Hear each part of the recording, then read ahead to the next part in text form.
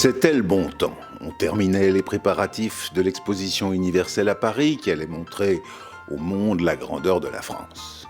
Les élégantes se retrouvaient sur les champs de course pour faire étalage de leurs toilettes, dont il n'est pas sûr qu'on les porterait commodément aujourd'hui.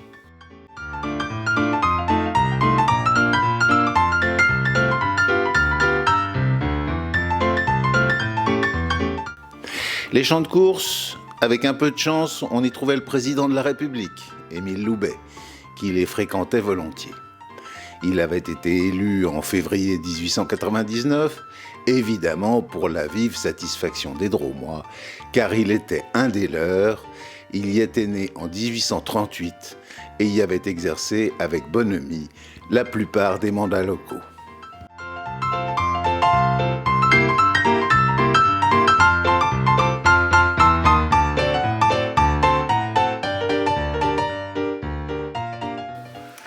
L'origine sociale d'Émile Loubet, ce sont des paysans qui vivaient sur la région de Montélimar, Allan, Espeluche, puis qui sont allés s'installer à Réauville, où ils sont restés plusieurs générations, jusqu'à ce que le père d'Émile épouse une dame de Marsanne, fille d'agriculteurs mais de riches agriculteurs, et donc il a pu envisager de faire des études grâce à un peu la fortune familiale.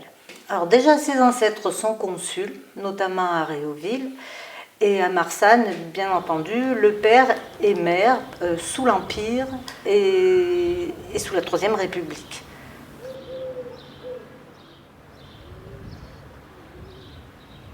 Lorsqu'il a fait ses études à Paris, il a côtoyé tous les républicains que sont Gambetta, Waldeck-Rousseau, Jules Ferry, Jules Grévy, etc.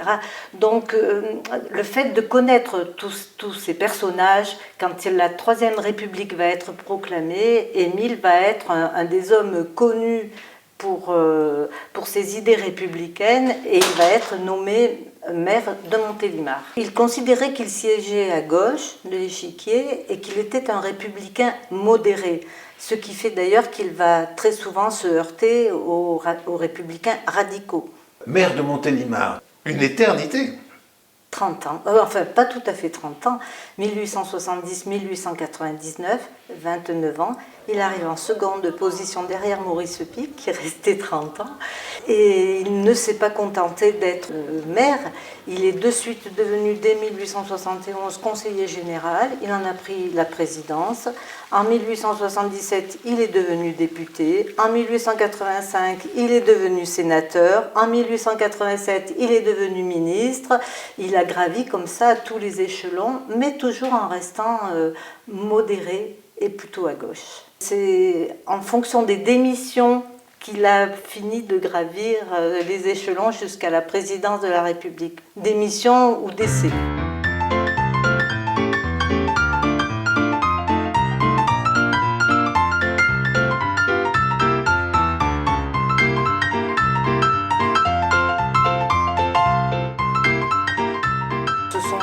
Chambres qui se réunissent en congrès et qui désignent le président de la République. Et le président de la République n'a pas vraiment le pouvoir qu'il a aujourd'hui, c'est-à-dire que très souvent il se contente de signer ce qu'on lui demande de signer et le Premier ministre ou président du Conseil est issu de la majorité des deux assemblées. Donc automatiquement, quand il va être élu par la suite président de la République, il ne pourra pas faire vraiment ce qu'il souhaite.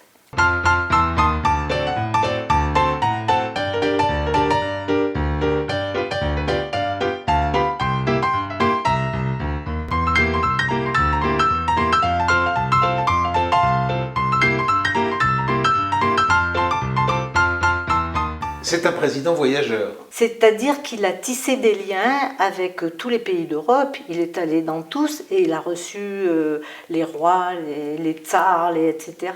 Donc il est allé au Portugal, en Espagne, en Grèce, en Angleterre, il a vraiment en Russie, et puis il a reçu tous les chefs d'État à son tour. Donc il a vraiment tissé des liens qui seront très importants au moment de la guerre de 1914, au moment du déclenchement de la guerre. Par contre, au niveau de De la laïcité, on dit souvent qu'il a été le président qui a instauré la laïcité. Moi, je suis un peu plus réservée parce que, en fait, quand on suit son cursus politique, quand il est député, il vote toujours contre la séparation des églises et de l'État.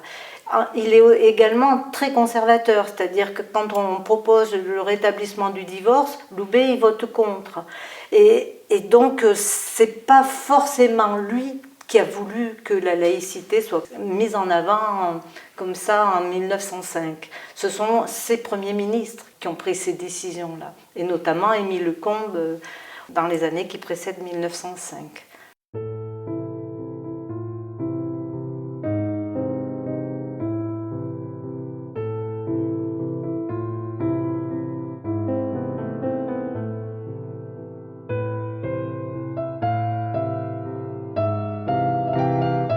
Il avait une femme très catholique, une mère très catholique, une fille très catholique. Il avait lui-même suivi toutes ses études dans le milieu catholique, petit séminaire, etc.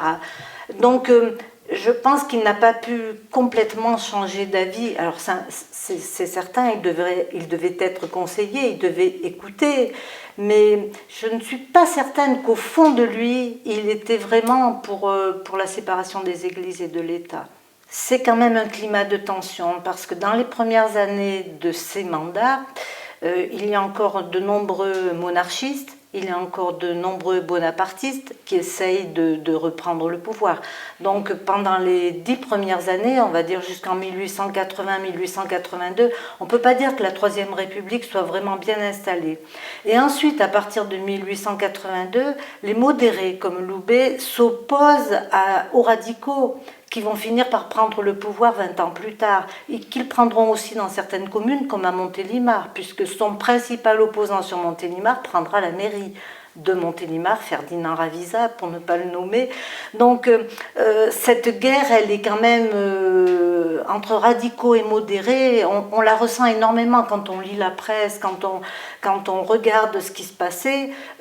Elle y est, cette guerre-là, c'est une opposition franche, directe. Et je pense que Loubet a été élu parce que modéré, mais ça devait être difficile par moments de gérer la France dans cette période de conflit. Après la séparation des églises et de l'État, il y a eu encore l'inventaire des biens d'église, etc. Les gens qui défilaient dans les rues, même à Montélimar, et il y a eu des manifestations. On ne peut pas dire que c'était une époque calme, hein.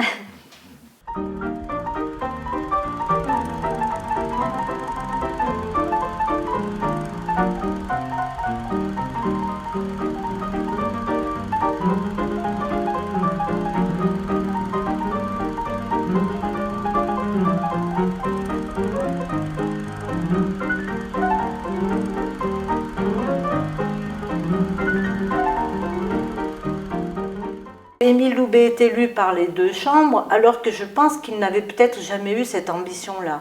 Bon, il arrive en pleine affaire Dreyfus. Que faut-il faire? On sait désormais que Dreyfus n'est pas coupable, donc lui décide dans un premier temps de le gracier. Mais c'est vrai que c'était quand même une grâce, c'était pas un rétablissement dans la hiérarchie militaire, etc.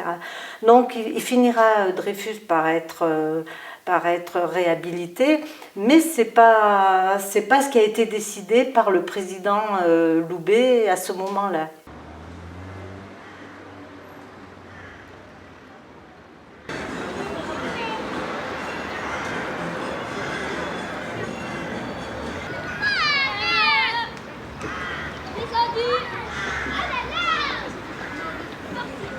Oui, ce fut un grand maire de Montélimar, moi je considère mais peut-être le plus grand, parce que peut-être le fait qu'il se rendait très souvent à la capitale, il a eu de grandes ambitions pour Montélimar. Il a fait donc le théâtre, déjà, qui est à son actif.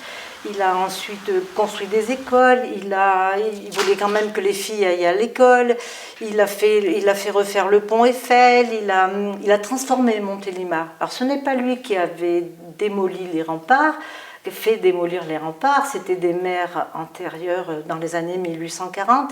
Mais lui, il a essayé d'embellir sa ville. Ça, on ne peut pas l'enlever. Et puis peut-être améliorer aussi les transports, puisqu'on sait que le tram Diolfi-Montélimar a été inauguré sous son mandat local.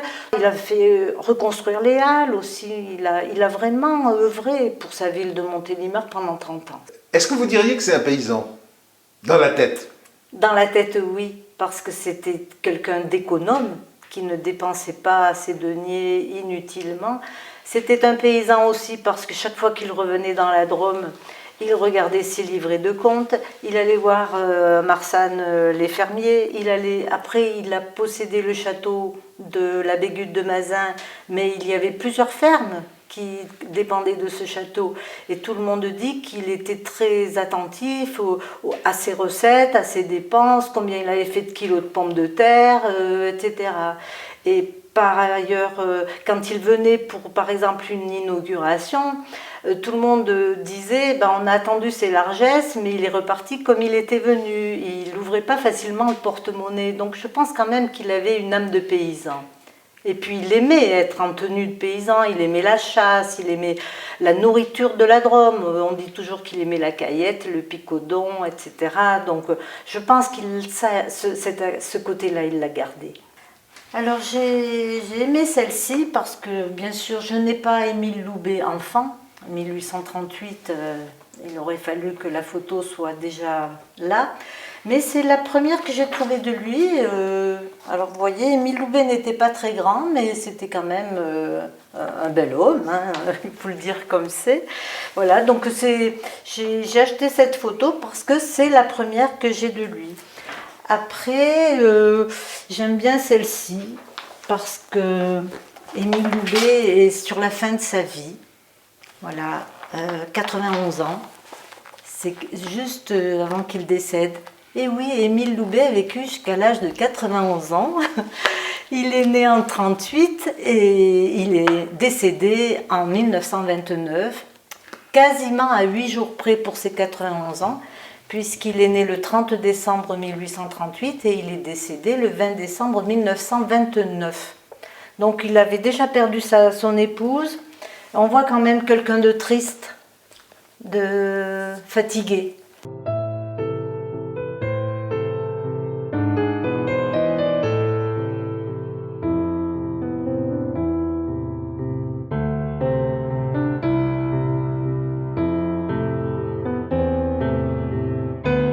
Celle-ci de photo, c'est quand il quitte l'Élysée et qu'il salue tout le monde et qu'il s'en va en sachant qu'il ne reviendra pas.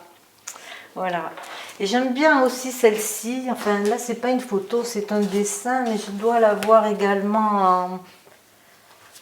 Émile Loubet était très très très attaché à sa mère. Et quand il venait à Montélimar, ce n'était pas forcément pour voir les Montiliens, mais c'était pour voir sa maman, qui elle aussi est décédée à 90 ans, je crois, hein, me souvenir. Et donc c'était un personnage, sa maman, et c'était un bon fils. Il était très très très attaché à sa maman.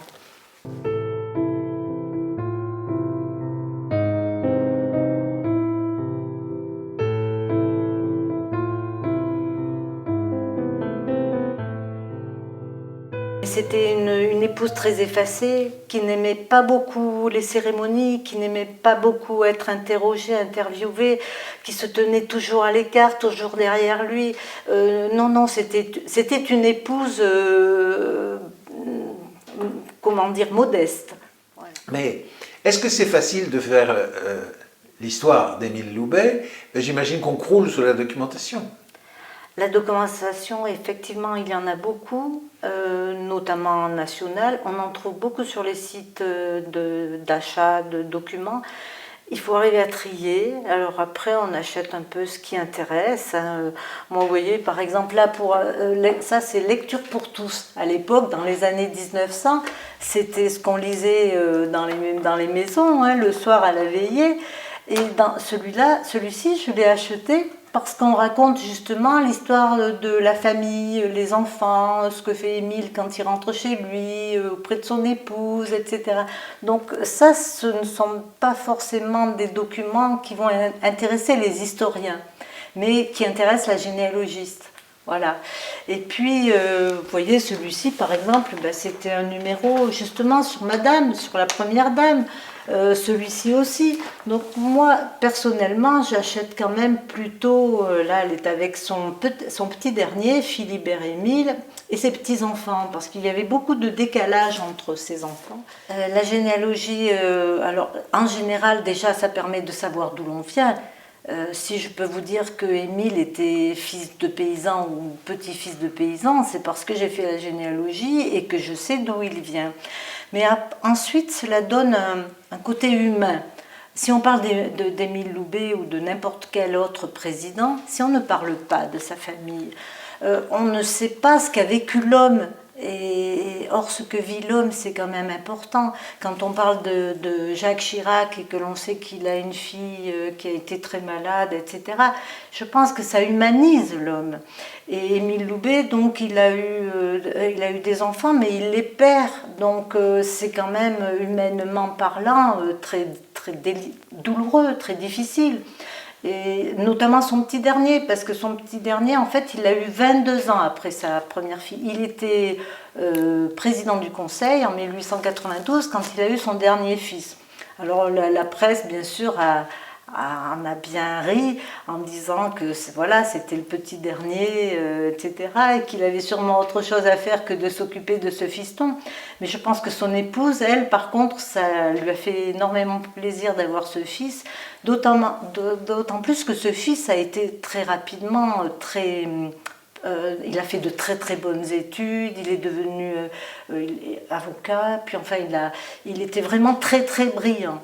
Mais il est mort, alors lui c'est d'une malformation cardiaque et le fils de sa fille c'est de la grippe espagnole, voilà. Mais il les a perdus à une vingtaine d'années tous les deux, deux descendants très brillants, voilà. Donc je pense quand même que ça donne un côté, voilà. Mais ça c'est la généalogiste qui parle.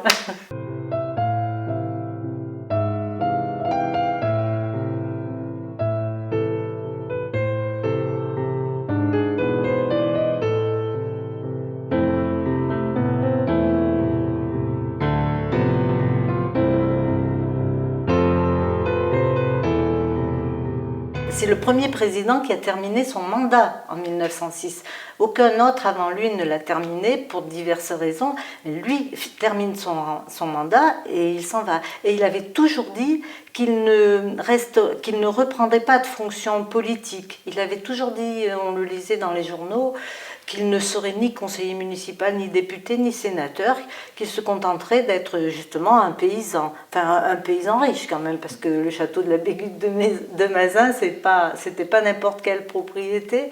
Mais voilà, il est resté tranquille jusqu'à la fin de sa vie.